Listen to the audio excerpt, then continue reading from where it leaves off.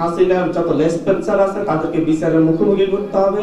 ছাত্রদের মাধ্যমেই এদেশের মানুষ অধিকারের কথা বলে। মূলত হচ্ছে এই দেশের রাজনৈতিক ব্যবস্থায় শেষ পেরেকটি মারা হয়, বাকশাল টু কায়েম করা হয় অঘোষিতভাবে। এদেশের রাজনৈতিক অধিকারগুলো যখন হচ্ছে কেড়ে নেওয়া হয় তখন সামাজিক আন্দোলন গড়ে ওঠে। আপনারা যখন 14 সালের পর থেকে রাজনৈতিক দলগুলো রাজপথে কর্মসূচি পালন করতে না পারছিল, তখন মূলত ছাত্রদের মধ্য দিয়ে, ছাত্রদের মাধ্যমেই এদেশের মানুষ অধিকারের কথা বলে, সরকারের বিরুদ্ধে স্লোগান ধরে। 2015 সালের ভ্যাট বিরোধী আন্দোলন সরকারের মস্তক কাঁপিয়ে দেয়। 2018 সালের কোটা আন্দোলন এবং 2017-18 সালের কোটা আন্দোলন, 2018 সালের সড়ক আন্দোলন ফ্যাসিস্ট হাসিনার ভিত নাড়িয়ে দেয়। তার ধারাবাহিকতায় 2024 আসে। 2024-এ অধিকারের প্রশ্নে ছাত্র জনতা আবার রাজপথে নামে। তাদের উপর গুলিবর্ষণ, হত্যাযজ্ঞের মধ্য দিয়েই শেখ হাসিনা তার কফিনের শেষ প্যারেকটি মারে এবং এই দেশের ছাত্র জনতা গুলির বিরুদ্ধে তাদের বুক পেতে দেয়, বুলেটের বিরুদ্ধে তাদের বুক পেতে দেয়। হাজার হাজার শহীদ হয়, হাজার হাজার ভাই বোনেরা আহত হয়ে হসপিটালের বিছানায় কাতরাচ্ছে।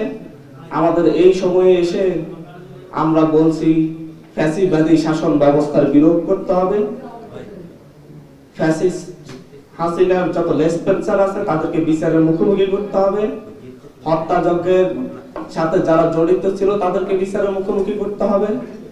আমরা বলছি যে হচ্ছে 5ই আগস্ট আমরা প্রাথমিক বিজয় অর্জন করলেও পূর্ণাঙ্গ বিজয় আমাদের অর্জিত হয়নি। আমাদের এই 24-এর গণ অভ্যুত্থান, 24-এর এই বিপ্লব আমরা 90-এর মতো বেহাত হতে দিতে চাচ্ছি না, 69-এর মতো বেহাত হতে দিতে চাচ্ছি না। আমরা 71-এর মতো আমাদের এই 24-এর রক্ত ঝরা, 24-এর শহীদদের রক্তকে বৃথা যেতে দিতে চাচ্ছি না। আমরা মনে করি আমাদের এই 24-এর রক্ত ঝরানোর মধ্য দিয়েই, শহীদদের রক্তের বিনিময়ে নতুন বাংলাদেশ পুনর্গঠিত হতে হবে এবং এটাই হবে বাংলাদেশের ইতিহাসের সর্বশেষ অধিকারের জন্য তাদের রক্ত ঝরানো দেশের মানুষের। আমরা এরা ধারাবাহিকতা চাচ্ছি না। 24-এর গণ অভ্যুত্থানে বৈষম্য বিরোধী ছাত্র আন্দোলন নেতৃত্ব দিয়েছে। বৈষম্য বিরোধী ছাত্র আন্দোলনের নেতৃত্বে সকল রাজনৈতিক দল রাজপথে নেমেছে, সকল সাধারণ মানুষ রাজপথে নেমেছে, সকল শ্রেণী পেশার মানুষ রাজপথে নেমেছে, সকল ধর্মের মানুষ রাজপথে নেমেছে, সকল জনগোষ্ঠী রাজপথে নেমেছে। গ্রামগঞ্জ থেকে শুরু করে শহরের দালান কোঠা থেকে, গ্রামের সনের কুড়িঘর থেকে শুরু করে শহরের দালান কোঠা থেকে মানুষ রাজপথে নেমেছে। মানুষের সেই রাজপথের লড়াই এখনো চলমান, সেই লড়াই এখনো শেষ হয়নি। গ্রামে গেলে আমরা শুনতে পাই আমাদের এখনো অধিকার নিশ্চিত হয়নি, চাঁদাবাজি চলছে, লুটতরাজ চলছে। শহরে শুনতে পাই রিক্সা থেকে চাঁদা দিতে হচ্ছে, রাস্তার ফুটপাতের দোকান থেকে চাঁদা দিতে হচ্ছে। আমরা শুনতে পাই যে হচ্ছে সবজির ভ্যান থেকেও চাঁদা দিতে হচ্ছে। প্রত্যেকটা জায়গা থেকে মানুষ এখনো মুখিয়ে আছে নতুন বাংলাদেশের।